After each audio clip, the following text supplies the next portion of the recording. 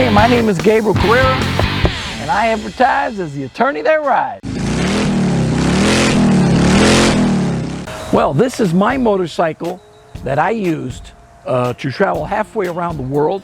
It is a 2019 Harley-Davidson Road Glide Ultra, but it's modified.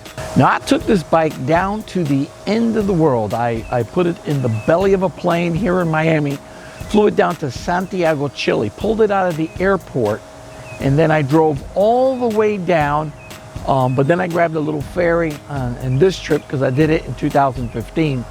And basically the boat, the ferry took us along to Patagonia.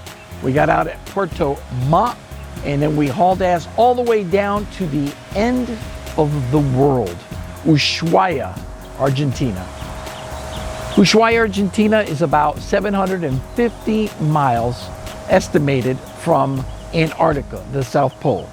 I had to do a lot of modifications on this motorcycle so I wouldn't break down in the middle of nowhere, because as you know, Harley-Davidsons aren't normally adventure bikes, but you can have an adventure with a Harley-Davidson. As you can see here, I have an auxiliary gas tank that holds 5.5 gallons inside, addition to what's in the gas tank. Everything that is inside here basically is a complete Harley-Davidson fuel pump, everything that's inside, the whole guts. What we did is we took an old tank and we cut out the top, and then we just put everything in brand new. The same thing that's inside the fuel pump and all that, the meter, the gauge and all that is the same that's in the 2019 Road Glide that's in this tank right here. Not exactly sure if you can see it, but the gas line runs out over here, and we put a gas filter here that's good for 60 PSI and above. The gas line runs across through this heat shield, and then I have it here. Since I have two tanks, I cannot run both tanks at the same time, especially if the tanks are full. So what I do is I have a switch here where I can front for forward, the middle it's dead, and back of course is the back tank. What you're looking at here is that this part that goes into the tank wasn't really touching to allow the gas to come down, because the O-rings took a crap because of the vibration. So what I did is I forced it up so the gas has to come down and go to the injectors that way. So zip ties, duct tape, and a hammer is the main tools you need for a Harley-Davidson. Am I right? I attest. He attests. He concurs. And a tampon. And a tampon. Another function that I have on my motorcycle is the FLIR Pathfinder 2 camera that is 100% waterproof, shockproof, dustproof, but it's not deer-proof, and I'll explain why.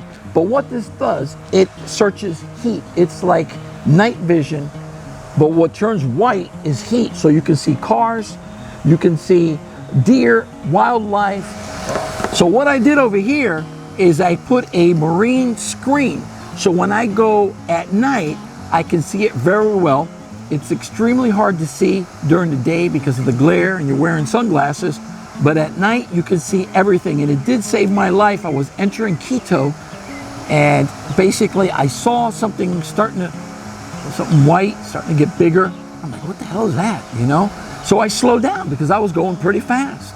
And as I approached it, I noticed there was a car in the middle of the road where everybody was doing about 70 or 80 miles an hour. This car was doing about 40, and maybe I could have hit it, but the FLIR camera let me see it, and it's on here, and it's lasted over 30,000 miles, and it's working pretty well. Now, I have cables that run all the way to the back of my tour pack, and in the back, this is the brain for the FLIR Pathfinder 2 camera.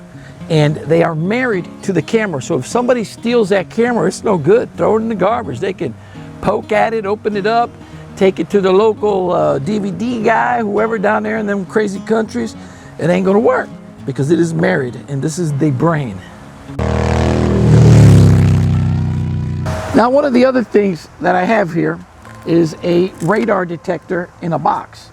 And here, and I need to change this because this one's going bad, is where the LED red lights come on, because you can't hear it, the wind and the helmet and all that, but you need to know when it is beeping, when you're being lasered, where there's, you know, whatever K band or whatever band is going. But you have to be careful, because one time when I was in the Hoka, I hit the mute button and I got 2 speeding tickets. I'm like, what's happening? Isn't this thing working? It didn't go off. I thought it was dysfunctional. And I finally got fed up. I pulled over the side of the road and I noticed it was on mute. Another thing that I have is a light coming down that shines on my tank bag. So I have it hooked up to here, so I turn the button on, and at night if I need to find something in my tank bag really quick, or I need to read the map, it gives me a good LED light that comes right on my tank. I have my mirror here. I have the regular and then the one that lets me see to the wide. Now, these air horns, I got them off a website, and I didn't know the guy was local. It's from Altamont Springs, Florida. And basically, they're connected to a small compressor that's inside here. But I think that from all the vibration, that it either electrically got disconnected, the hose fell off or broke, because now these don't work. But I sent the guy an email. I don't know if he's not paying attention because of the coronavirus, but hey, if you know him, tell him I need a new compressor and I'll pay for it. Now these horns here, these are some cheap horns I got from auto parts store here locally. Want to hear it? Pretty loud, right? I put 2 of them, and people get the message.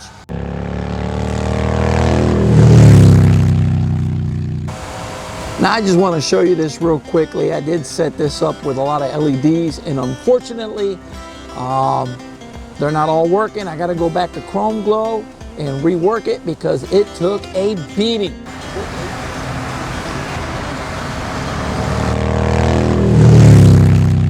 Now, I don't know if you can see there, but I have a skid plate.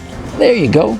That's on the front of my bike, and that's a skid plate. So in case the tire or something kicks up, it won't get hit and won't break. Now on the bottom of my bike, what I did was I went and got me the skid plate put on, and had it custom made. It's bolted in there, and it has the holes to empty out your oils, your fluids, transmission, primary.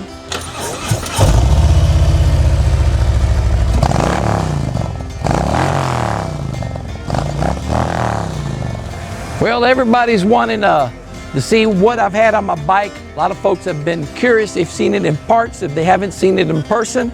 If you like this video, please smash that button down there and subscribe to my channel to support your local attorney that rides. As you can tell, I'm not your regular attorney that just bought a bike, and 5 years later, I still got the 2,000 or 3,000 miles on it. I bought this thing in 2019, and lickety split, I had a lot of miles on it.